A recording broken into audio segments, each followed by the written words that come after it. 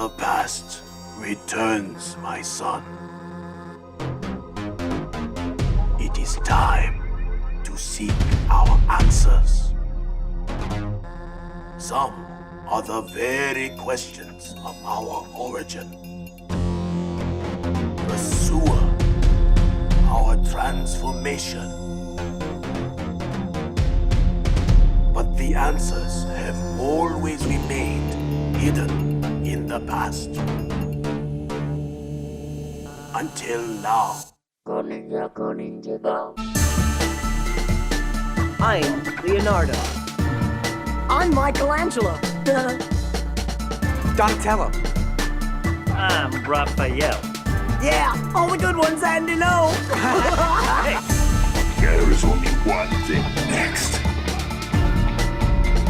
Revenge. Get them!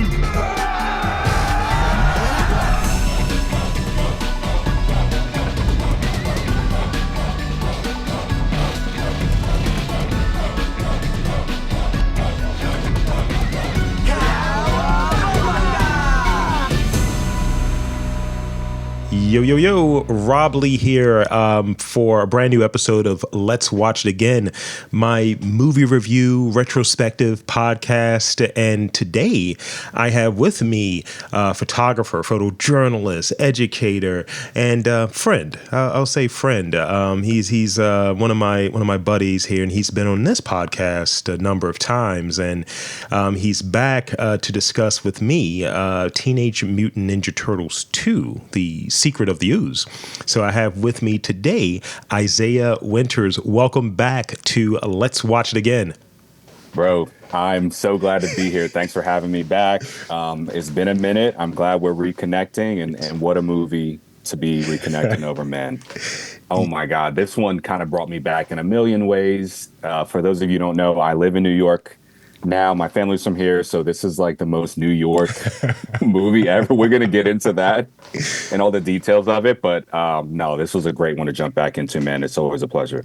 Yes, I mean, I had the chance to go down to, I like these revivals, right? Especially when there's an anniversary year, and this is the 35th anniversary for Teenage Mutant Ninja Turtles II: The Secret of the Ooze, and I went down to Georgetown actually to see it. I had an event. I was going to go to AwesomeCon, so get all of my nerdy stuff in. So I was like, hey, it's an opportunity for me and my brother to get up and go see this. And when this movie came out, I was 6. My brother was 5, and I think we saw it on VHS, but not in the theater. So this is a whole experience, Yeah, I was 2 when this came out. So I'm like, it had to have been on tape. I mean, we had everything on tape, but it doesn't feel that way. Like, I feel like all these movies, the Power Rangers movies, Batman, whatever it was, these were like cultural events. Like, if you were a kid and you didn't see these, like what's going on in your household?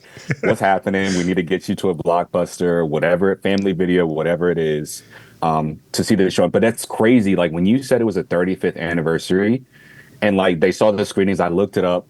It was like, damn, I had to, for a second, think, like, how old am I? Like, it really kind of is one of those things was like, oh, like, it hit me in the chest. But I'm happy, and it's good that they're kind of doing so many more of these, like, revival screenings. Like you said, it's a good opportunity to connect with, like, friends and family and kind of just, like, tap in. And this is a perfect movie. This is a good movie for that. Like, everyone has a different association with the Turtles, different generations with it. Like, it's kind of cool how they've been able to maintain. I did something super corny. So my dad was at the my studio space, the home studio space, recently, and I have toys in my place. I have so many toys in there. So come on, we all got it. Mine are hidden, but they're here. Yeah, if you knock on the wall 3 times, you kind of scratch, turn this around, and it all kind of opens up. Trust. I got the Turtles merch. So I have my recording gear. I go in there almost like I'm a Batman like side character. I need all of my gear. I need these battery packs. But on top of that unit, I have a few bobbleheads and some of the old turtle figures, some of these custom ones, pops, and I have all of the figures from Mutant Mayhem, the most recent joint that came out. And so I had one I had one. So the turtle I always rocked with when I was younger was. Oh, this is good. Yeah. Who's your turtle? Who is your turtle? It's kind of like a Michael Jackson Prince conversation, right? So when I was young, it was Leonardo. Now it's more Raphael. I mean, the world has just been hard on us, bro. Who are you then? That makes sense. Hey, no, hold on, because now I'm starting to rethink it. I was definitely Leonardo as a kid. Like, I feel like that's, he's kind of that in between. But it's funny that you said now rap, because when I was younger, I was like, damn, like, why is rap mad all the time? Like, bro stomping around in his Timbs, his Butters. Like, why is he always getting into some shit and then, like, causing trouble? Yeah. But you're right now, like, especially being back here in the city, I'll be in the grocery store, someone looks at me the wrong way, and I'm like, bro, like, let's do this right now. Like, I'm so tired. But so I feel like Raph was spiritually like in his 30s and 40s, like at the time that they were teenagers. Exactly. And I think the thing with the sort of thing around like the weapons that they have, like, because Raphael's so aggressive, what have you, he has defensive weapons. And because Leonardo is just like, you have so much restraint, you have the deadliest weapons. Right. But what I did when I went there with my brother, he's a Michelangelo through and through. He's always been a Michelangelo. There's always there's like a cousin or sibling that's a Mikey, and you're like, yo, you're tweaking, bro. Like, what's up with you? I had one of the figures, one of the original joints that was in the studio, and I was like, hey, Rudy, here's Mikey. He's like, yo, you gave me a Mikey? I was like, yes. Yeah. So, put that in your space. Don't lose it.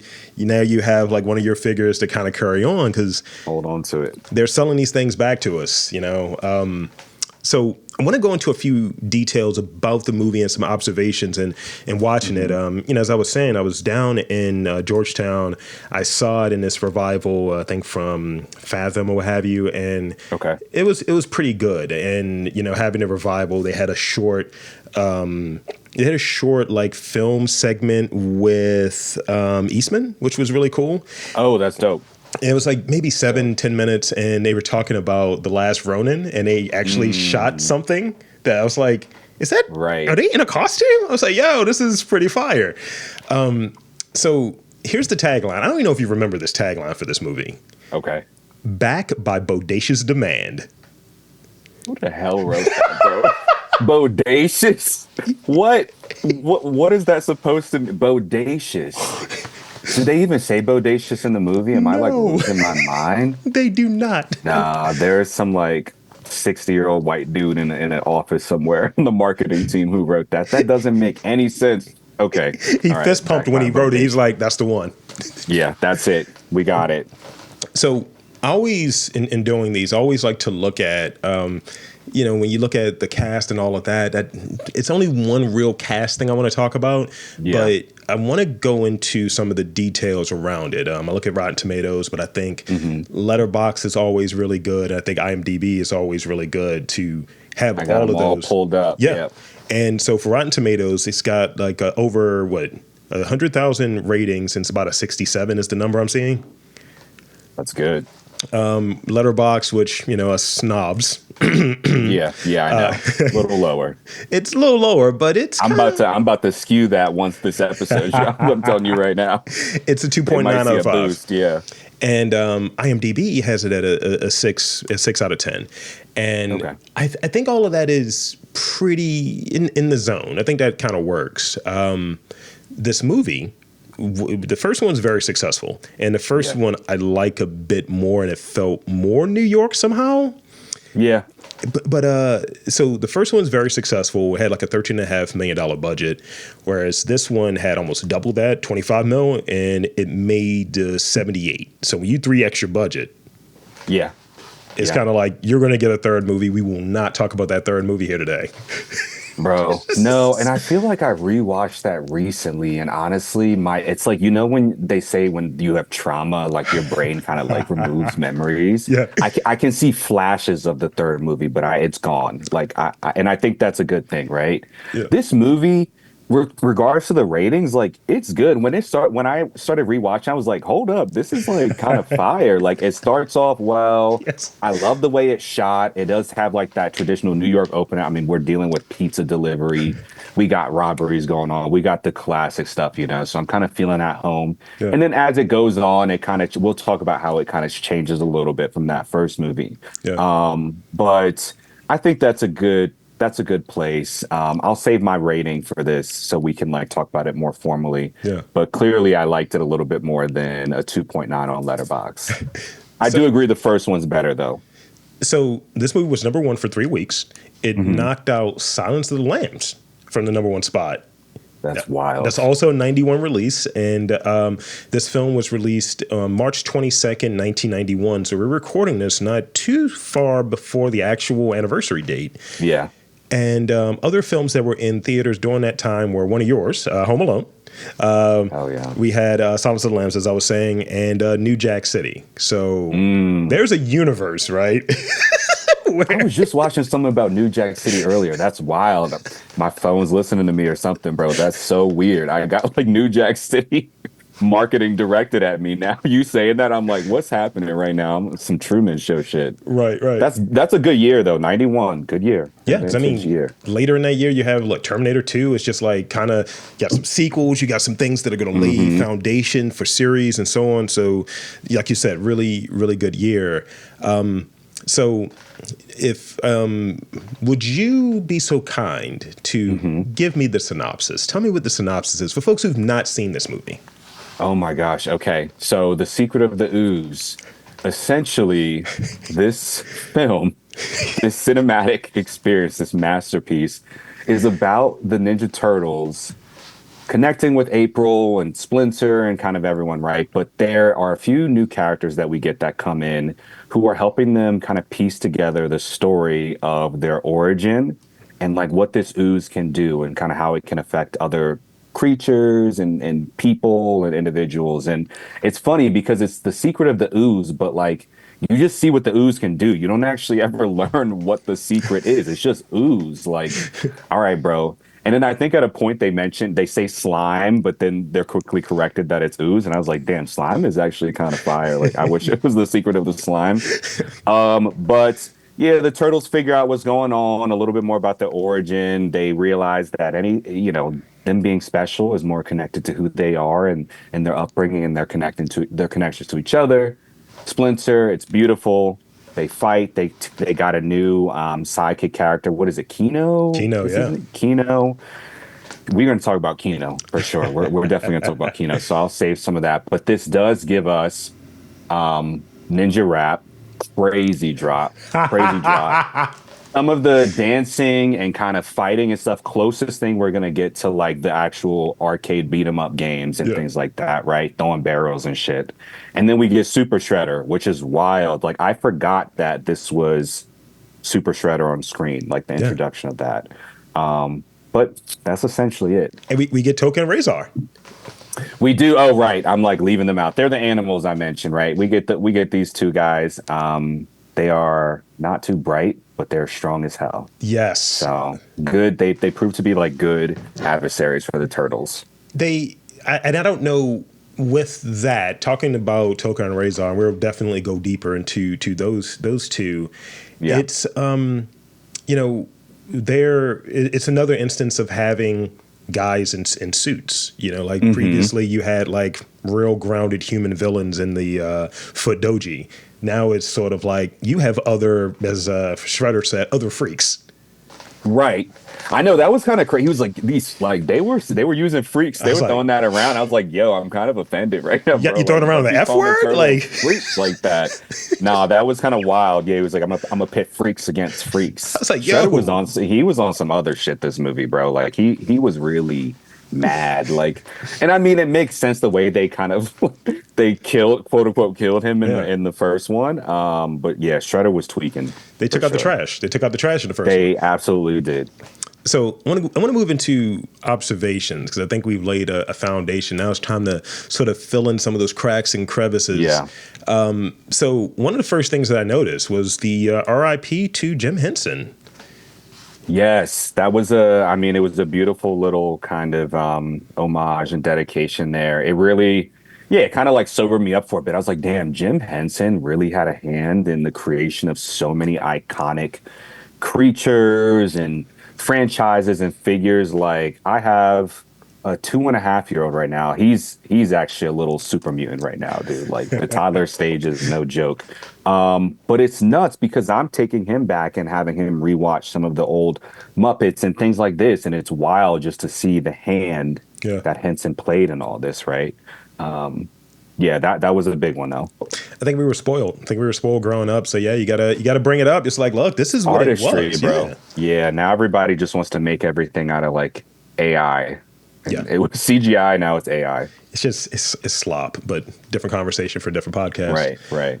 So this is one of the things you were touching on, the New Yorkness of it all. I just wrote down we got heavy pizza propaganda as soon as we start this movie. I mean, do I love pizza as much without this movie? I'm not sure. Like the Turtles made it. They made it cool. Not to say that it was never cool to eat pizza, but like if you saw Ninja Turtles, you saw toy merch. Like they're on those shirts with the cheesiest, slimiest, drippiest pieces of cheese pizza, pepperoni pizza you ever saw. And then Michelangelo always ordering like the nastiest shit, like for toppings, bro. Like it was kind of classic. And like, think about hanging out with your friends, your cousins. For me, it was mostly my cousins stomping around the city, right? Yeah. You get a big ass pizza, you go home, like you're like, oh, we're the Turtles. Like we are literally Ninja Turtles right now. We're eating cheese pizza in New York. So I think that's a big thing. A lot of pizza propaganda. I definitely agree with that. I definitely agree. I'll say this. This is as a personal note with you and I. When I first went up to New York, it's the first time I went up there by myself. You're like, yo, I got some pizza. You want some pizza? And I was like, Oh yeah. sure. I mean, it's a rite of passage, right? It's like, oh, you crossed the line into the city. Let's get you a slice, like a inaugural slice. It's kind of a way to bless your visit, to make it a successful one. But come on, that's like it's the turtles and pizza. They go together. That's just what happens. So, I put down, it's like we're coming live from Roy's Pizza. That's what I was feeling we were doing. Let's talk about Keno, actually, because we get introduced to him very early in the movie. Right. He has one of my favorite lines because he's kind of a villain in this particular line, but Keno was immediately on. I wrote down initially black Air Force One energy, but then I looked closer at his shoes; they were K-Swisses. Right. Oh, and honestly, that could be more black than the black Air Force One. Yeah, it's crazy because he gets like the first action scene really. Like he kind of starts off with an attitude.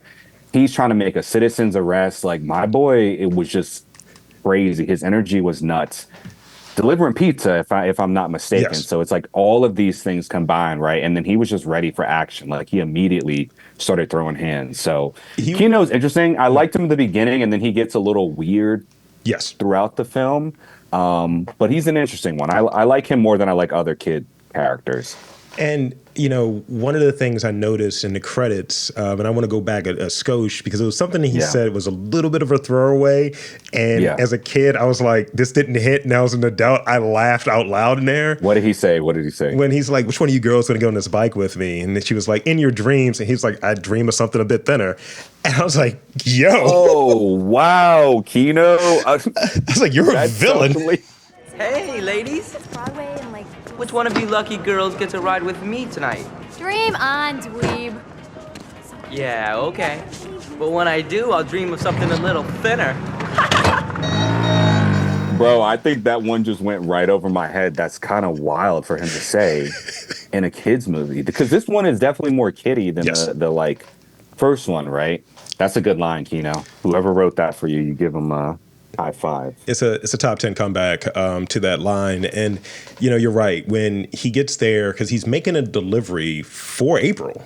Mm-hmm. And it's like another one to that O'Neill place. And, he stumbles across that sort of robbery in the strip mall kind of KB's Toys R Us situation. And I wrote down, what was the ski mask budget? Because everyone is just wearing like a sock and one dude rips it off who are you? And I was like, just pulls it up, who are you? And then starts laughing at him. Like, bro, what is the point of wearing that mask?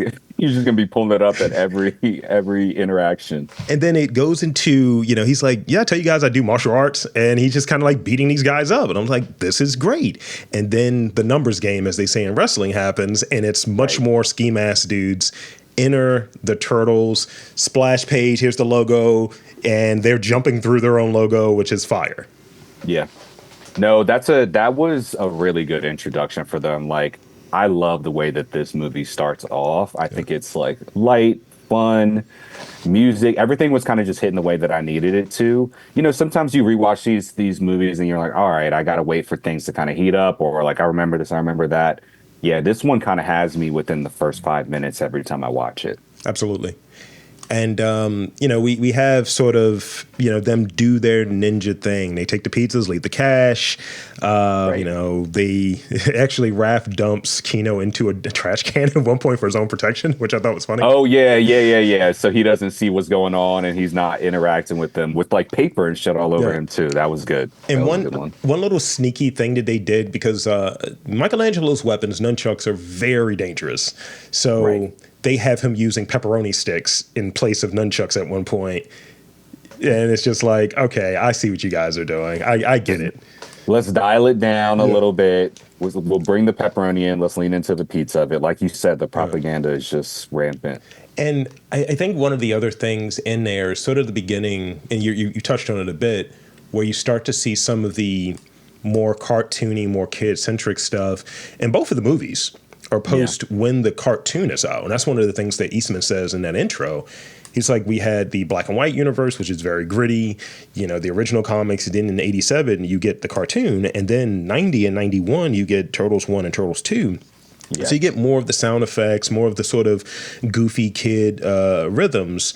And I think it's fine, but definitely tonally it's a bit different than the grittier. I mean, there's gangland violence in the first movie. Yeah, and you also see it with not just the Turtles, but like even April's interactions with people. I was like, this is her role is kind of dialed down a little bit. It's very like surface level, I would say. She's still investigating things, but her interactions with the Turtles are usually just like her laughing at one of Mikey's jokes or something. Right. It's a lot different. I think it's less like sexual or like suggestive, which is fine. It was, some of the stuff was weird for a kid movie to begin with, but this is the 90s. But I did pick up on some of those differences for sure. Then, so the one of the questions, this is an observation that I made when they get back to April's pad. She's definitely like, yo, y'all gotta go. Like, you teenagers are gross. So she kind of has that. And they didn't really seem like teens before, but yeah, please go. But it's kind of this vibe of like, I'm cleaning up after you guys. I got my career. I'm like, on TV and all of that different stuff. So kind of shifted that role of Skosh. And speaking of April, there's a recasting of the actress. Mm-hmm. We moved to Paige Turco, right? Paige Turco, yep. And, I've read a little bit because I was like, what happened? And apparently I think Judith Hogue, there was certain conflicts that she had maybe with some of the filmmaking and how it went down, and they decided to move in a different direction, and citing they wanted someone to look more comic accurate. And I was like, I hear you. Yeah, I guess, guys. Yeah, sure.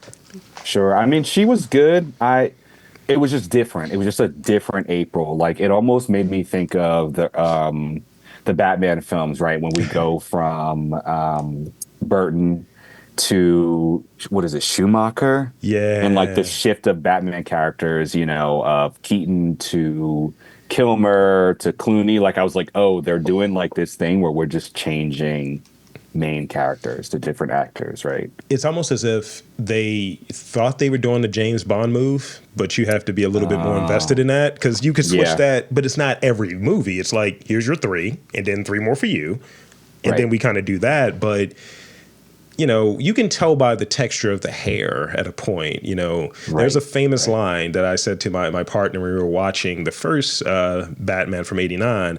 I was like, I was like, Michael Keaton and Robert Wall are having a floof off. Both of their hairs are just volumized. Just like, right. Yeah. Just way up. Having an argument.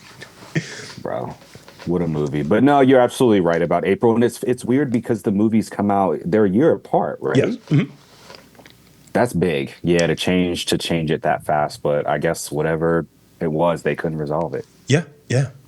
So let's see. I also wanted to get a gauge, and maybe this is a question that you can provide some insight on. What do you think the time difference was from the first movie to the second movie? Is it a week? Is it a month? Because there are certain things that are going to come up in a moment that kind of says it can't be that long. But in other instances, it feels like it's a little longer than maybe a week. Yeah. With me, the vibe I was getting was maybe it was like a month to 2 months after. Like, let's say the first movie ends in May, like they get through summer and like we're at the end of summer or something like that, right?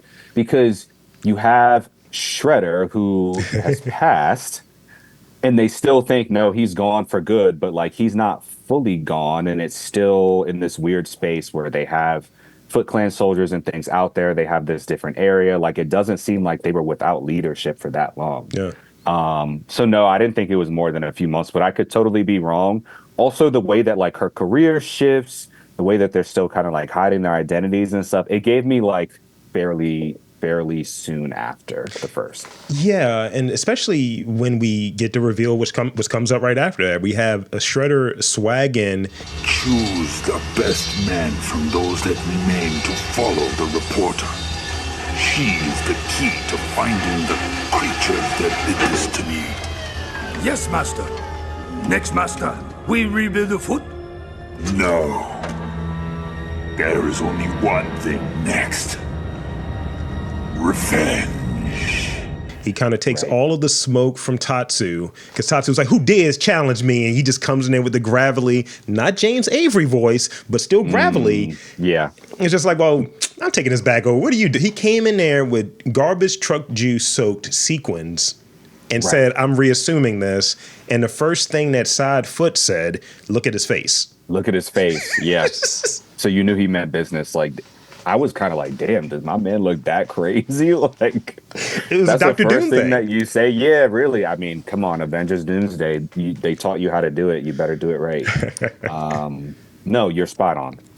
Then we get to, shortly after that, we start seeing some of the stuff with Shredder. He's kind of setting up the new look, the more razor, not quite punk rock, but it's a different version of the costume that he had, the armor that he had in the first film.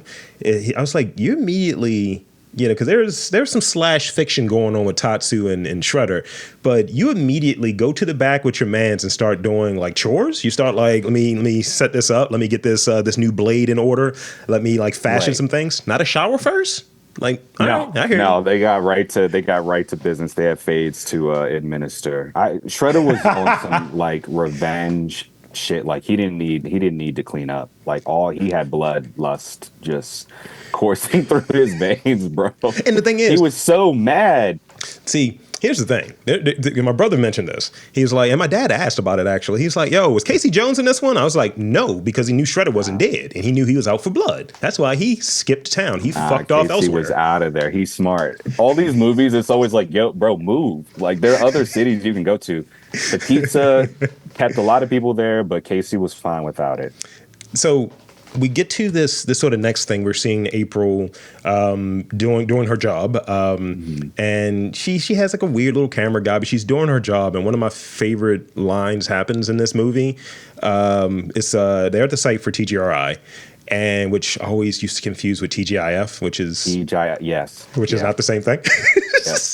And the line was, "Who is this spasmatic?" I was just like, of course it was Raphael talking about the doctor, and I was just like, spasmatic is wild. Man, who is this spasmatic? Would you give the guy a break? He's a scientist. Yeah, fascinating. I might have to start using that. Yeah, it's been a long time since I heard Spasmatic. They were dropping some iconic lines. That's why I'm like, bro, what was the opening? You said the Bodacious? Yeah, backed by Bodacious Demand. Nah, man, come on. You have all these like crazy lines in this movie. You talking about some Bodacious Demand. Right. I don't know what's going on with that. So we get to one of my favorite, other favorite like lines. I think that's in this one and in the first movie.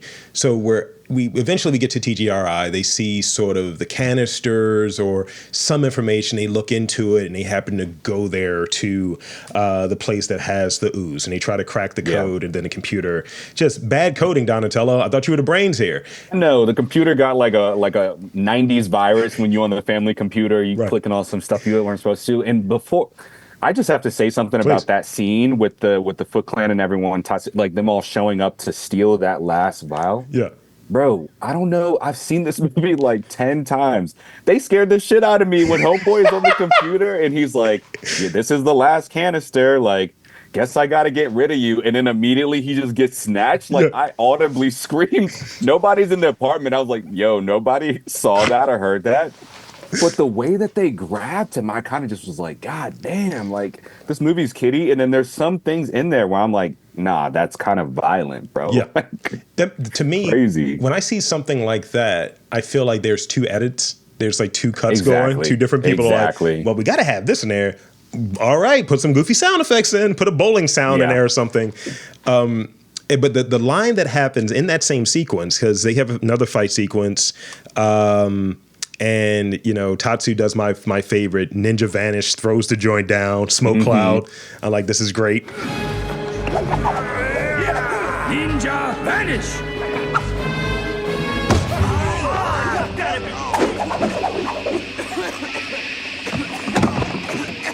Oh, great! Terrific! So they have the last vial of ooze, because what TGRI is trying to do is find all of the, and that's what the news story April was covering, follow all of like the canisters that were unearthed because there was a dandelion that had a really crazy growth. And they were like super dandelions that look crazy. They were like fabric. Yeah. Let's see. I touched on the slash elements with Shredder and Tatsu. It just, Shredder's just super tight about his face. He's being scarred. He's like, you know, almost like Vega. Like, oh, my face. I can't have that happen. Right. And as I said, garbage truck juice. The cartoony nature of the sound effects is another thing I have. And eventually we have this, I think, a bit of a schism, right? That happens where, as per usual, we get to Raphael saying, I'm going to do my own thing. And he kind of dips off, him and Kino. Always. So, bro, that shit's weird because, yes, he breaks off. And you're probably going to get it. Actually, I'll wait because I know you're going to get into this. What he does when he breaks off. So I wrote this down because I thought it was really funny. So we get a cameo, and we don't know who this person is at the time, but we know who he is now. Yeah. So you have some guy who I believe was in the first one, but he was maybe one of the Turtles or one of the voices, the guy that comes in with the AC/DC hat, and it's just like, hey, new recruits, you know, the Foot's going to do this. We're going to have all of this. And you see behind him friggin' Michael Jai White, like Michael Jai White just posted up. Pre-spawn, juice in the hair, Michael Jai White. And he gives the whole thing. Kino is there. He's trying to be recruited. And the group, because Michael Jai White is not a white person, despite the last name. The group goes in. Michael Jai White is gone. He was there. Does not walk with them. Bro, I was like, what happened? And then it makes it even worse because he runs back to the car to talk to Raps. I was like, oh, is Michael Jai White in on it? Like, is he going to pop up next to Raphael? Like, you don't think I noticed this big ass black dude was standing right next to you? Everyone walks forward and then he just disappears. Like, what is happening with the edit of this? I'm so glad you picked that up because I thought I was losing my mind. He had to take the train back. He was like, this foot shit's a little light. I hit a post office highway. Like, actually, I'm about to get grounded if I go with you. Like, that was what it was giving off to me. Like, actually, no, I'm so good on this, bro. It would have been really cool, I'll say, if we actually got to see Kino in the foot doji, because he does very well in the recruitment. He's using, the support of Raph, especially with the working in concealment. He beat up the guy, showed his, acumen as a martial artist, and then he shows that he can work in stealth and without a lot of noise with the snatching of all of the bells in 15 seconds, which is fucking ludicrous.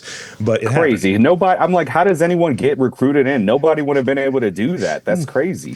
So you'll see this big ass turtle in the shadows. Like literally, he's not even wearing his trench coat. Which that's my favorite look. The trench coat, Raph, favorite look. That's iconic. Yeah. I find like when we're in the junkyard, because the movie flows pretty quickly actually. When we're in the junkyard, which is sort of the shoebox, I'll call it, the location for the foot. So Kino's doing a lot of the heavy lifting, and there's that subtle, and I think this touches on Kino getting progressively weirder as we go along in the movie. It's almost like he's bumping heads with Raph because he's being Raph, and Kino's costume is red. So it's just like, are you just Raph now? Oh, okay. I didn't even pick up on that, but that makes so much sense. I was like, bro, why are you getting, like, are you on steroids or something? Like, I felt like he was getting so aggressive. He was. And just kept ratcheting. I mean, by the end, they're holding him back. My dude is like scratching at the air and stuff like that. But I didn't understand like where that shift happened, because it seemed like they kind of were aligned with their plan and then immediately just start fucking up and get captured. Yeah, and while all of this is happening, the Turtles, the three in Splinter rather, are trying to find their new place. That's what's happening in sort of because April's like, look, rent's due, y'all gotta go. Like, she was so happy for them to be out. Like once they went down in the sewers, my girl was like giggling and shit. Like she was like, yes, I got my apartment. She had a nice apartment too. Yeah, I don't blame her, but yeah, get them turtles out. It's I think one of the other things I'll go back a little bit just because Kino does earlier, he does kind of get introduced with the Turtles, which I skipped over. He was going there with this sort of clandestine pizza delivery and all of that, and basically he sees the Turtles and he stomps on, I think, Raph's foot or something like that. He's like, let me hurt him. That was crazy. Yeah, that was crazy. It's like, bro, that's somebody's toe. And this is, I'm going to get your take as a New Yorker. So when he sees Splinter, he immediately faints. That happens to Splinter so many times. So as a New Yorker, seeing a 5-foot-tall rat, is that just an appropriate response, or? I've been waiting for this. Okay. I had my own Splinter experience. I'm just going to tie into your question here, bro. When I lived in Greenpoint, I lived in this apartment that we were on the top floor. We had a couple of dudes on the second floor. They were cool as hell, but they were a bunch of like skater dudes. So we had to kind of take turns taking out the trash, recycling, whatnot. They would never do it. They would like throw their trash out the damn window down to the recycling area, bro. So one night I'm like, I'm tired of this area looking like this. I'm gonna go downstairs and clean up whatever. Like this has to be fixed. I go down, I'm moving bags around, I'm moving all this stuff. I pick up a bag, a rat, bro, the size of, I have 2 Yorkshire Terriers. So they're like 5 pounds, 6 pounds. A rat that would rival them in size and weight comes out.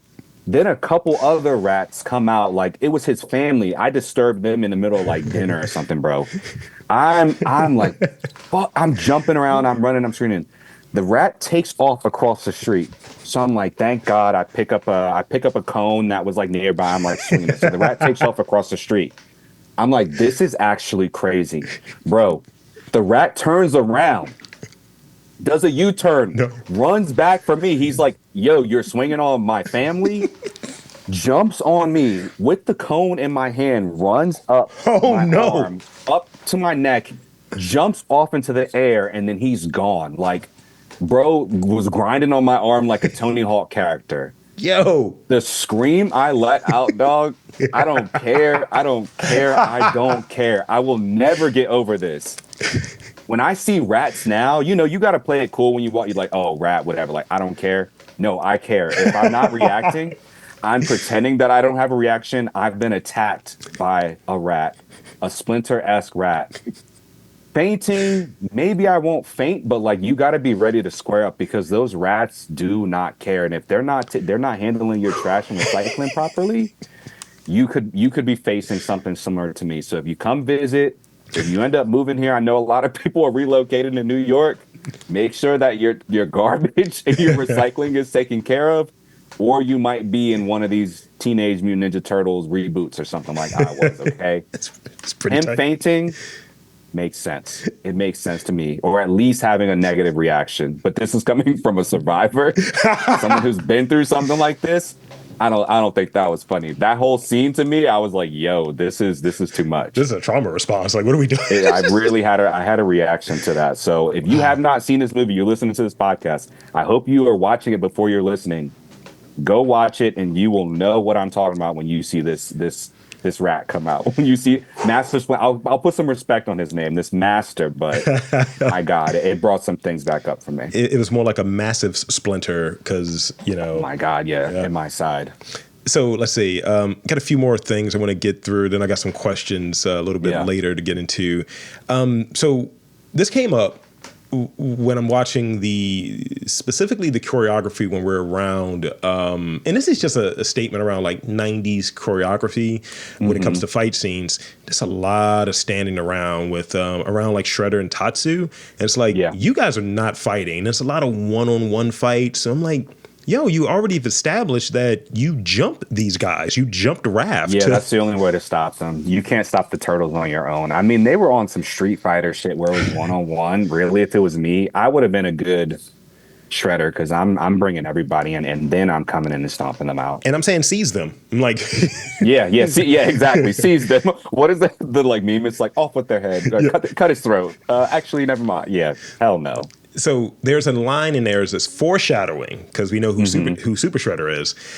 So we get the reveal. They're at the junkyard. Raph is tied up. The Turtles are coming to save Raph. They get ensnared in a 90s or if not 80s or 70s-esque trap of a net, and they get pulled up. And Shredder is on some podium and is shot really weirdly, like upward at him, and we get the reveal of Tokka and Rahzar. They're big. They were, babies, and they were doing all of this stuff. They have the scientist at this point, and Shredder's been feeding them the ooze, and they've been growing exponentially, but they're super strong, not smart, as you touched on earlier. Right. So this is when we get the reveal of them in their armor, and they're pretty much going to take out the Turtles. They're in the net, and the reveal is Tokka and Rahzar is sort of after the net is shot down with an arrow from Splinter. Because Splinter is in the cut with the crossbow. He did have his bow. He had the bow. You're right. And he says, I think he says Cowabunga. And I was like, all right, you got it. You got it, big dog. All right. And so, Shredder's like, Tokka and Rahzar, they come out and they say, I think it's Michelangelo that says, didn't we see these guys on WrestleMania? Which I thought was I did, yeah. I did like that. That one was a good line. Guys on WrestleMania? Prove yourselves to me! Attack! So, I mean, they had some good ones, some good hitters. So we get to some fight scenes, some chicanery, some fun. We get the funny moment where the Turtles are Michelangelo able to find a sewer drain that they escape through, like Turtles would. Right. He dust it off. And Tokka cannot fit in there because he's just HGH. He's just Barry Bonds snapping turtle. Arms are too buff. Yeah. Too buff. Shell's too big. They're tickling his feet. He's having a hard time. I'm laughing. And, I noticed throughout this part when we get to identity, and this is when I realized something. Donatello's black to me. Bro, thank you for bringing this up. I hope people know this. The Turtles are canonically black, bro. Like, Splinter is voiced by a black man. That means he adopted these Turtles. These Turtles grew up black. They grew up with black culture, a black parent. No, you're absolutely right. Yes. Because why don't more people bring this up? Because he's having some issues when it comes to the identity. He says, I thought there'd be more. When it comes to like the ooze, like you guys just got, because when the doctor explains what happens, he's just kind of like a little crestfallen. He's like, I thought it'd be a little bit more than that. And he's just having trouble with the whole identity thing. Yeah. And then later he definitely checks the black guy during the ninja rap sequence. Oh yeah. which is really funny. He's like, yo, you see this, right? He's like, nice time, bro. Let me get that off you. Yeah. So to draw the turtles out, because they escape, right? To draw the turtles out, they send Tokka and Rahzar to go out and have fun, and they destroy some neighborhood. You would know better than me.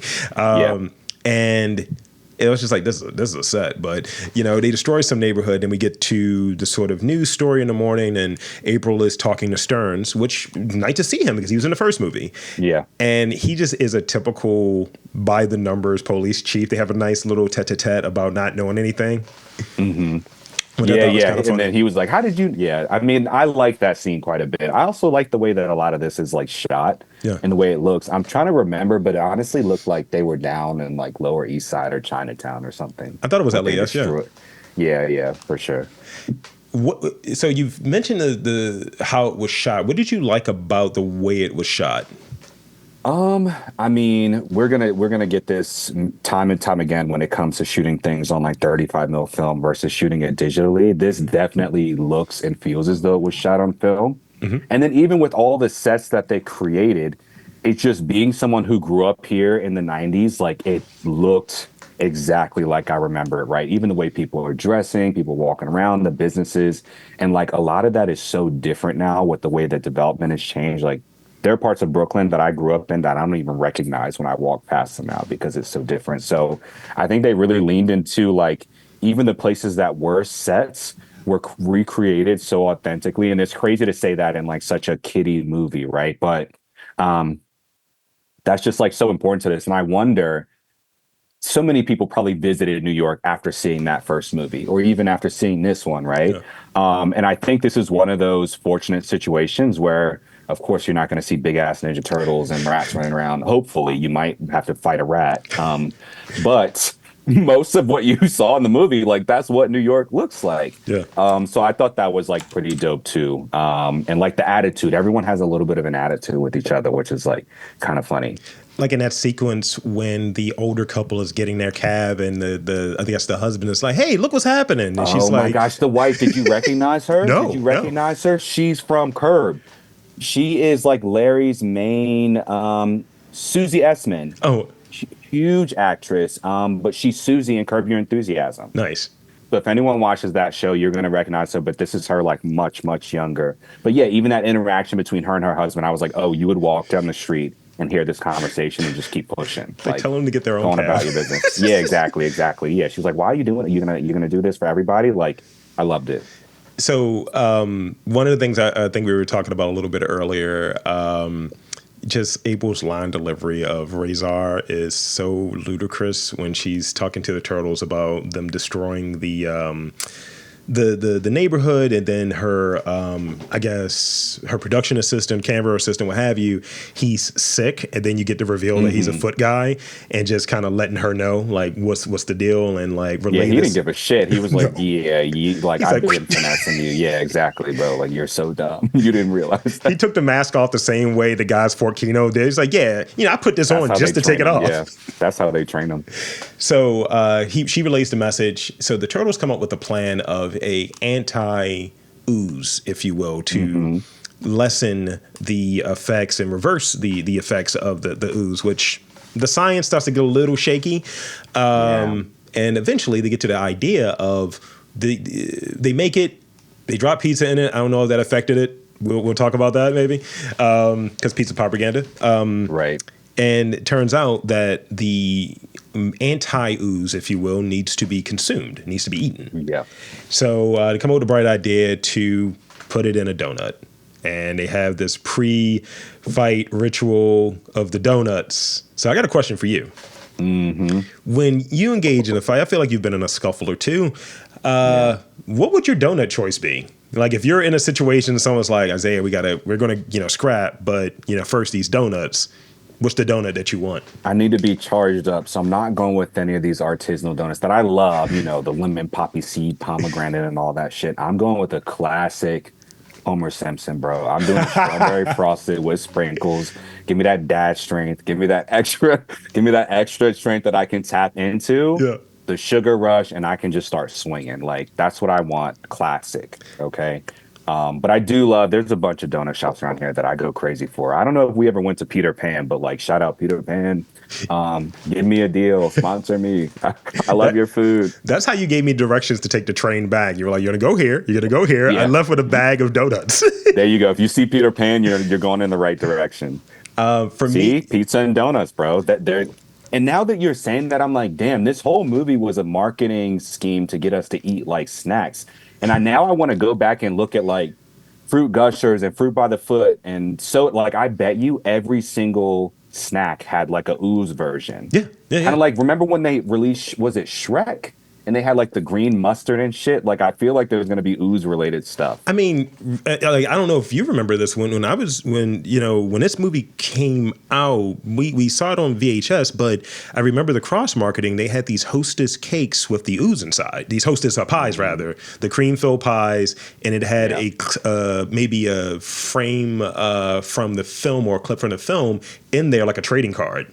Oh, and I was just like, can we bring back the Ninja Turtle pies? They were so delicious. Come on. I want all that stuff back. Ghostbusters, Ninja Turtles, Shrek. I don't care what it is. Bring back the marketed stuff. I'm going to see Project Hail Mary later. Like, give me the Ryan Gosling Fruit Gusher collab. Like, I want all of it, bro. And I guess they do that now with the popcorn buckets. But I think the popcorn buckets, yeah. The thing with that, though, it gets a little like... It's obviously marketed versus like, this is a cool thing that we're doing, if that makes sense. So they're making the film a certain way so they can market. And I think that ties into like the more kiddie approach. They're like, oh shit, we can make a ton of money off of this. Like, in a million ways. And one of the things that I'm on, especially in watching the revivals and things of that nature, I get really like, all right, if we're going to do this, I'm here for it. Like, last year was the 40th anniversary of Last Dragon, and I was going to go see it, but then the tickets were like kind of a little too much for a 40-year-old movie. It was like $25, and I was like, is there anything else involved with this? Right. I want nothing.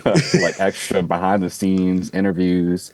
I mean, give me a goofy pin or something, because I went to a revival of one of the movies that you and I did of Candyman, and they had trivia.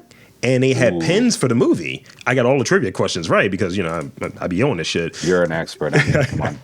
So let's see. We get to sort of the third closing, right? The final confrontation. During a fun yet ludicrous dance sequence is what I wrote down.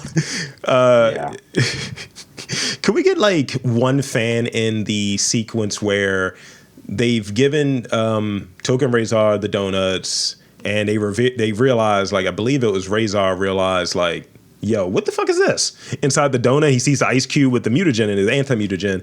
And then, one of them gets knocked through, one of the turtles gets knocked through a wall where Vanilla Ice is performing. He's just getting it. And I'm just like, okay, we get to this dance sequence, we get to the music, we get to the fun. And I was just like, can we just have one? Because Tokka and Rahzar are really like, they're vicious animals. It's a timber wolf and a snapping turtle. Could one of the dancers get slashed or something just like by mistake? No, they weren't doing nothing. As soon as we got to that Vanilla Ice scene, like that, they're shoving that anti-mutagen down their throats and stuff so we can focus on the dance. And I mean, that's why I mentioned them throwing barrels and doing a couple things, but really the turtles were kind of just hyping up the crowd. They kind of looking at people, they pointed people, all the black people were grouped together. So like, they're like, yeah, you like this. And then it was He does say that. They go to the, like, Vanilla Ice's dance. Don't even get me started on the optics of Vanilla Ice being the only white person on stage, moving like that, looking like MC Hammer, and he got his whole cadre of black men dancing around him with the producers in the back doing they were doing the Marty McFly joint, right? Like, oh, like I love this. Right. I was like, okay, I get it. But then the turtles go up, they're like, you like this? They were like, you like this? You go. Like, it was kind of like, throw your hands in the air. Yeah, they're like, wave them like, it was a hype situation. Like, they weren't even worried about fighting at that point. The anti-mutagens in their systems, they're gonna let that work. Yeah. And now they're just kind of just pumping up the crowd because it's a concert. Because the doctor told Donnie that if you use this fire extinguisher, the CO2 is going to exacerbate it and make it happen a bit quicker. And boom, science. Yeah. So we have a little cutaway where this is another weird Kinoism. Kino is trying to meditate with Master Splinter, and he's like, you know what, Splint, fuck all that. He gets rid of all of the master. He's like, you can't keep me here. Get the fuck out of my face. Like, he runs there. I'm out of here. He runs there. I don't know where they're at. Right? We do know where they're at. But somehow they get to Vanilla Iceland, and he just jumps on the stage, kicks the mutagen out of Shredder's hand. Could have snapped the mutagen. Like, I was like, bro, you could have like had that snap on somebody and mutated somebody in the crowd. Literally. Kino doesn't care about anybody. He has no environmental awareness. He has no situational awareness. When I tell you he came in there like a wild animal, I was like, bro, you're actually the villain. Like, you're the one who's on the mutagen right now. The way he came in, kind of just like scratching and kicking and doing all this stuff. Like, ultimately it worked out. But if I hadn't seen this before, I was like, oh, Kino's about to get everybody in here killed. Exactly. And because Shredder had a hostage. He was going to pour all of it on this woman. And then, Kino just kind of backs off. He's like, yeah, you guys right. I should chill out. He's like, you got it. I mean, we have to mention how Shredder gets blown out of there, though. That shit was hilarious. He fucking so there's two things I want to talk about with that. You got, during the fight, there's one funny thing that happens because Tatsu, as my girl's kid would say, this nigga does no work. He just gets wishboned by all of them. It's like you bitch out animals, you bitch out the foot. You're kind of like, Shredder's mans, but you get your ass beat every time by the turtles. He doesn't do anything. He never does anything. He grunts and he scares animals. He growls and grunts a lot. Yeah, kind of with the captions on. I was like, oh, is it just going to keep showing like growling? Like when he's on he was just like, and I wrote down that you may get this reference because it's a little dated now. Kino is just Poochie from like. Oh, come on. I was like, why are you here? No, you're right though. You're right. So another Back to the Future reference.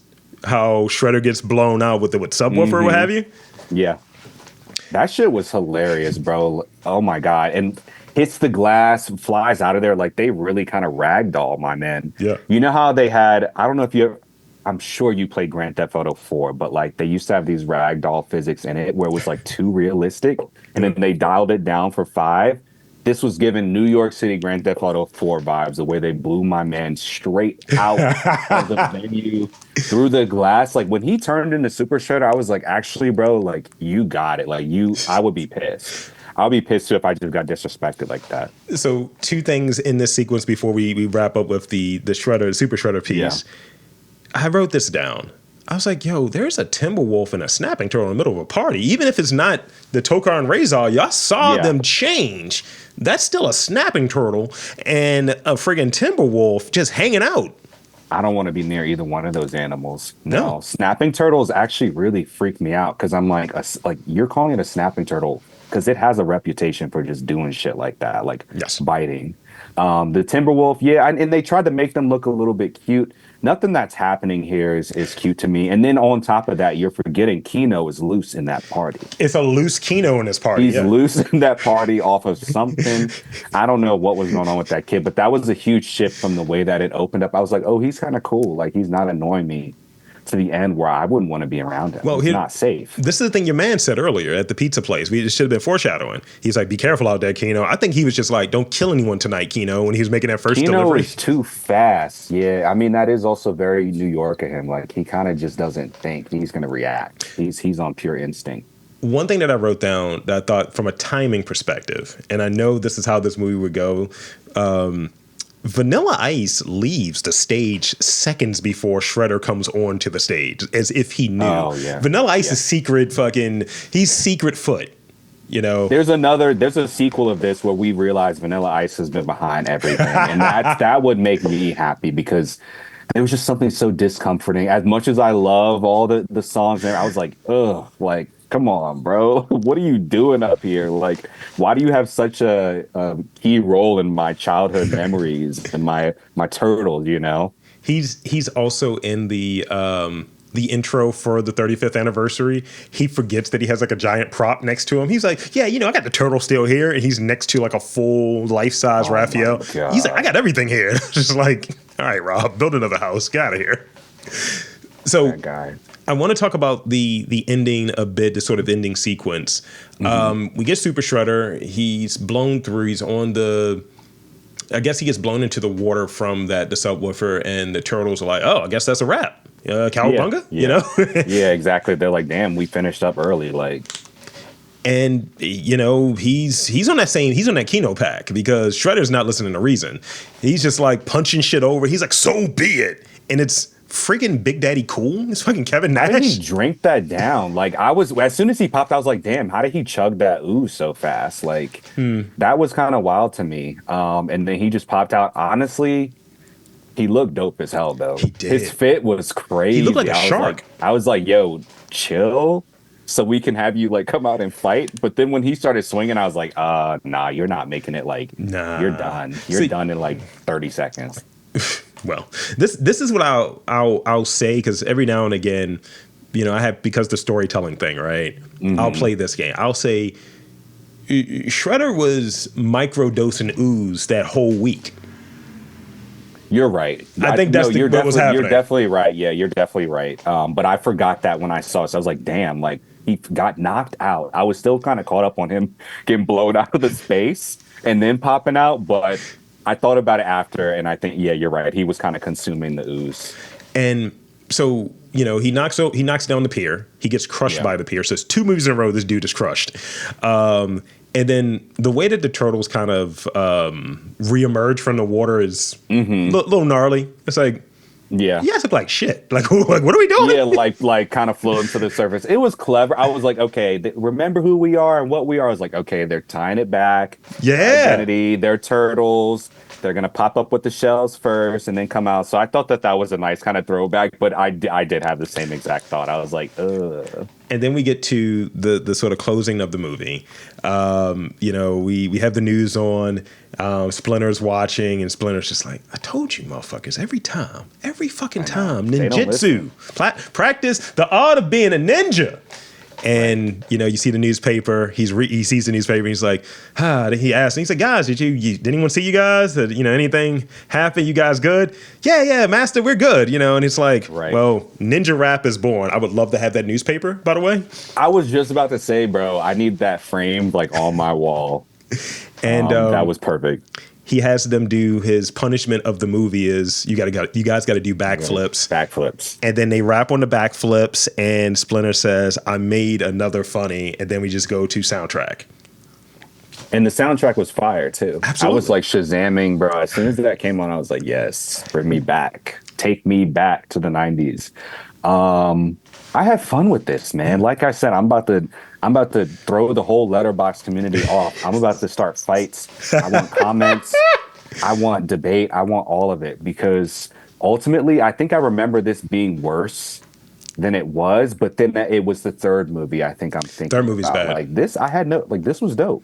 They changed the turtles in the third movie too, and it was a difference. Yeah, everything was different about the turtles. And I think that's, to me, maybe connecting dots. Why seeing that Jim Henson of it all in the beginning, it's just like someone else's shop was doing this and they unshopped like we had it good. Yeah, we really were kind of like eating good, and then now, even that's not part of the canon for me. One of the things in the credits, and I'm gonna move into favorite scenes in a moment, but one of the things in the credits that I stayed, and sometimes it's like no coincidences, you happen to see it. So they had in fight choreography, and it had in there like a full line. Ernie Reyes Jr. does all of the stunts for Ernie Reyes Jr. I was like, you know what? You get to be Kino. You get to be on one because you're kicking people in the face. Yeah, for sure. You left Ty Mock, you know, to make it full connection. You left Ty Mock back in The Last Dragon. You're like, I'm going out on my own. I'm gonna hang out with these turtles and figure some shit out. And in the next 10 years, I'm gonna beat up The Rock. I'm gonna beat up The Rock in the next 10 years. You know, the rundown. He earned it. So here's the thing. So I got so I have favorite scenes. I have probably 4. We've touched on each one of them. But and feel free to add as I go along here. Yeah. And they're not in chronological order, just for context. Okay. Ninja Rap is probably that whole chunk right there. It's kind of undeniable. You want to deny it because of. Yeah, I know. I can't though. You're right. Yo. It's the green machine, gonna rock the town without being seen. Have you ever seen a turtle get down? Slamming and jamming to the sound. One day, freaking more. The Super Shredder reveal, definitely there. Could have ran a little bit longer, as you were touching on. The last vial of Ooze. He must have drank all of it. It's a Super Shredder. It's just like, yo, just throw one punch at these niggas. Just I wanted to see them, you know, and I feel like some of the newer movies do, like when they kind of, you gotta fight them all at once. Like they kind of all kind of pull up on him. But yeah, I agree with those two. I like this one because of the comedy of it, because it's so short. I still like the Michael Jai White cameo. I knew this would work. Just remember, we get you in, we find the foot headquarters, we get you out to tell the others, right? Gee, maybe I should write this down. What? Because he just leaves. He's gone. It got my attention. Yeah, I was like, wait, what? And then Kino running back to the car. Like, you don't think this gang of killers didn't notice you? Like, hey, I just got into the secret club. Like, come with me. That one was kind of funny. Just wild blocking, wild camera work. All of it was interesting. And the last one is actually two of them, because I think in duration and in runtime, they're not super long, so I kind of combined them. I think both fight sequences with Tokka and Rahzar are pretty good, actually. Come on, hi guys. It's not gonna work. Yes, it is. They'll eat anything. Num-nums. Oh, yes. Num-nums. Numbers. Yeah. Good boy. Little drooly. Because you get that mutant on mutant situation and show sort of the progress. Like, they had to use their wits because they're not going to outstrength these guys, and they're not going to be able to scare them because you're the same thing. So the first one, literally, when I think Rahzar, maybe it's the first one or it's in the second fight, but Rahzar is spinning one of them around and you just see his weird wolf face directly in his head. It's like, this is terrifying. Yeah. That was good. I had that action figure, by the way. Really? Yes. Oh man, I'm jealous. I had a lot of the classic ones, but I didn't get the movie figures. And I just was at my buddy's house the other day, and he had like the whole set still in the boxes. Yeah. Envy. I was green with envy, bro. I was tight about that. I was on eBay earlier. Look, I was like, okay, this shit's expensive. It's like $200 now to get one of those figures, bro. One of the you get those like original like cartoon figures. Those are like $40 on like Amazon or what have you. Yeah. And I was like, that's fine. I don't want that. I want to have like, because I know it's a reproduction of the old Playmates joint. Right. But it's just like, I kind of just want that memory. I'll watch the cartoons and I'll enjoy it. And going back down through this, just memory lane, it's just like, you know, if you guys are going to sell us nostalgia, then do it a little bit more thoughtfully, I guess. Yeah, don't make it so obvious that it's like a remake. Let's see. Did you have anything you wanted to add in terms of... I love those scenes. I'd say the one that I would add as well is when Kino actually gets into the training area. Kino, wasn't it? You seem to be the only one worthy of a final test. You'll have 15 seconds. Remove as many of the bells as you can. One sound and you fail. Oh, and another thing. We work in concealment. 15 seconds. Go. He was kind of kicking people's asses for a bit. I was impressed with the ways that he was kind of responding, almost giving off like Liu Kang vibes with some of the stuff that he was doing in there when people were grabbing him and whatnot. So I'd say that was on there as one of my favorite scenes as well. And then, yeah, I mean, Ninja Rap just kind of had it all. And I had the same reaction that you did, where you kind of start off and you're like, oh man, like this is cheesy, like what's going on? And then when it just keeps going and it starts they start doing the crowd work, people start going crazy. Like I almost view it as this extended thing, because it starts off silly, then gets fun, then gets like even more wild and crazy. And then essentially ends with Shredder being blown out of the room, out of a window. Like it's kind of a perfect scene for me. But I'd say I agree with you on those four, and then just adding that little bit of fighting choreography with Kino. Okay, definitely, that's a good one. All right. So in the last few minutes here, I have some questions that I think we would be important to ask in here. Just this is a quick one. Yeah. Which borough? Because I think they're all from different boroughs. Which borough? Just pick a turtle. Which borough is he from? Where's Raph from? Oh, okay. Raphael's from the Bronx. He's from the Bronx, bro. You might as well do the other three then. Yeah. Let's just move us to the other ones. Raph's from the Bronx. Let's say Leonardo. Damn, Leonardo is like. And I don't mean this in a disrespectful way because I'm Midtown East. I'd say he's like Upper East Side. That tracks. He's kind of Upper East Side. Michelangelo, Brooklyn. He's definitely Brooklyn, but like a specific part of Brooklyn. I'd say Michelangelo is like Bushwick. Okay. Bushwick, Williamsburg, or what they call East Williamsburg now, right? Like he's kind of hip with it, but he still wants to go to the good food spaces. He wants to go to the good pizza shops. And then Donatello, where would Donatello. Donatello, he's the hacker, right? Yeah. He's like Fide-Eye, bro. I'm sorry, Donatello. I love all my turtles. I love them all differently. Donatello is like, honestly, he's crunching numbers down in Fide-Eye, bro. Like he goes out, he has a vest. He's going out to the spots, yeah, for brunch and shit like that. Like he's kind of on some different energy, but they're spread out. I like that they're geographically spread out throughout the city, and they bring in different experiences. But Raph, without a doubt, Bronx energy, and I think that kind of why is he do shit a little bit differently? Well, that's why. That's good. It's good. It's a good breakdown. So I got, let's see, Professor Jordan Perry. I feel like he's Baxter Stockman coded. Oh yeah, okay. Without a doubt. He's playing kind of just like that archetype, without a doubt. He was funny. Honestly, I didn't mind him. He was like kind of in between that and like a Bill Nye, kind of like he had his quips and shit. Yeah. The actor always plays a villain, by the way. Yeah, you're right. Okay. Yeah, the way he got snatched up when he had that ooze, bro, I don't know. That shit scared me. Come here, you. Yeah, exactly. It was kind of like that. Like, yeah, come in. Yeah, exactly. Joe Goldberg snatched his ass. Nice. Let's see. So I got three more. A lot of football references in this movie. So, Wishbone Crunch, they're throwing the football around in April's place. They're throwing the ooze around like it's a football during the fight.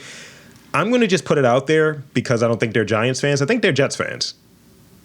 Oh, man. Oh, that kind of changes a little bit of everything. Gangrene. Gangrene really kind of adds a level of like darkness to their backstory. They're Jets fans. They're kind of used to suffering. Because Splinter's a Jets fan. Because Dad's a Jets fan. Yeah, okay. And he's black. You're right. Got it. Whoa. I agree. I fully agree. Yeah, they're going to the sewers. They don't really have like the best lives. He's like, I remember when Joe Namath was here. Yeah, exactly. They're living in the past. Okay. Yep. Jets fans for sure. Let's see. So I think I know the answer for this, but where the Turtles live, is that the station Mondani was sworn in at? Wait, what station? Where the Turtles live at. Is that the same station where Mondani was sworn in at? Bro. Because I think it said it was City Hall, the City Hall station. It's like under there, yeah, because there's like the transit museum. I'm actually trying to take Luke there soon. Yeah, I think that's where it is because they have some areas that are still kind of preserved to be the way that they were. Yeah. So I'm curious. That'll be something that I look up and bring into the write up if it's that location. But yeah, that's kind of what it looked like. That's pretty tight. Now here's the last one I got for you. This is kind of a two-parter. Okay. So when did y'all choreograph this whole dance sequence in Ninja Rap? And is dick pumping a part of Ninja Rap? It is. All right. It is. It has to be a part of it because, like, not only were they doing it, Vanilla Ice, he thought we didn't see him in the back there. My man was aggressive. He was aggressive. I'm just like, what is happening? And then it made me think of the Super Bowl halftime show because Bad Bunny loves doing that pump move too. I was like, damn, this is kind of like it's all full circle, like it's all cyclical. It's like poetry, right? It rhymes. we start with the Turtles and we end with where we are with the Super Bowl. New Wave of York. It's part of the dance for sure. And it's meant to be like a very important part of the dance. Like you're coming towards the end of it, and that's kind of just leaves you with that image. It's a thing that my partner says, I think that was from maybe Black Lady Sketch Show. And it's just like they had a play on this like 90s like New Jack Swing. They were called the Hump Lords with a Z. And that's literally what is happening on that stage.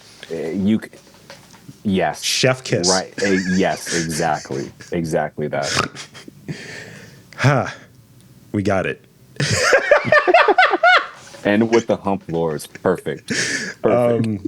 So, in these final moments here, I want us to be able to close out, and any final thoughts you have or takeaways that you want to impart from this movie on to folks. Floor is yours. Ninja Turtles 2, Secret of the Ooze. Oh, man. I mean, I'm just grateful to you for bringing this one back to my attention, bringing it back into the sphere. I hadn't seen it since I had Luke, my son. And so the whole time I was watching, I was like, damn, I can't wait until I can have him like watch the first one and watch the second one. Like, there's a few things I've been able to expose him to, but this really brought me back to my own childhood. The pizza propaganda, the humping and pumping, the dancing, the attitude, all of it was kind of there.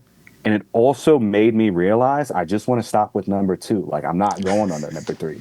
Normally when you watch, you watch a film that, one of these series is like, okay, I'm going to keep going. I'm going to get through all of them. No, I'll watch the newer animated ones. Like, what is the newest one called? Mutant Mayhem? Yeah, that one's good, actually. That was fire. Yeah. That was so good. So, honestly, I think I'll probably jump forward to that and maybe start Luke with one of those and then take him back to these when he's a little bit older, right? But this was a good time. It's an hour and a half. If you're just looking for something to do on a rainy day, you want to relive some of those golden days, the youths, throw this on, man. Throw the first one on, throw this on. This is a good, party, get everybody together type of film, especially if you're in that millennial demographic. Absolutely. I went to see it with one of my buddies, Greg, and my brother, and, we joked about it on the way to getting second coffee and some cookies, and definitely one of those vibes. And everybody I know that's of a certain age, they have a turtle that is their turtle. They have a sort of vibe and an energy that's around it, and you're absolutely right. It's a quick watch. It's not much to really sit there and chew on and think through, but I think it works because of that. There were 2 movies that I watched this week, that being the second one, but the first one I watched this week was this Last Kumite. It was like a fan-made film of Bloodsport. And yes. It just took me back that I can turn my brain off while also asking those questions that I like to ask in this sort of setting of what really happened here and why are they humping the air so much in this movie. So yeah, and I'm just really happy that we're able to chat about this movie with you in this capacity because it adds a bit more texture and tonality to it. And it was really fun. So I thank you for coming back on, brother. Bro, I will always kind of join you as long as you'll have me. This is fun. This is the best homework assignment that someone like me could ever ask for, right? I get to study and take notes and really break down the Ninja Turtles, which if you told me I would be doing this stuff when I was a kid, I'd tell you were lying. This is the dream, bro. So I'll always be back as long as you'll have me. And I'm looking forward to kind of throwing this into Letterboxd. Absolutely. Well, thank you so much. We'll close out there. So for Isaiah Winters, I am Rob Lee saying this was a great conversation around Teenage Mutant Ninja Turtles 2, The Secret of the Ooze, 35th anniversary. And I thank again, Isaiah, for coming back on, and keep watching those movies.